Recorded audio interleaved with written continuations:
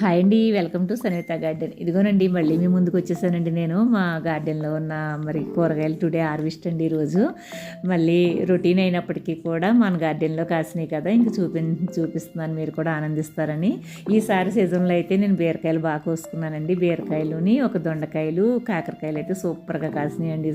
ఈ సంవత్సరం అయితే మాకు బాగా వచ్చినాయి. ఈ రోజు హార్వెస్ట్ ఏమేంటంటే బీరకాయలు, కాకరకాయలు, దొండకాయలు, చిక్కుడుకాయ, మరి అలాగే కొన్నేమో బెండకాయలు, ఒక బొప్పాయ, ఒక దోసకాయ కూడా కోసుకున్నాను. అలాగే కరివేపాకు, మునగాకు కూడా కోసుకున్నానండి ఈరోజు నేను.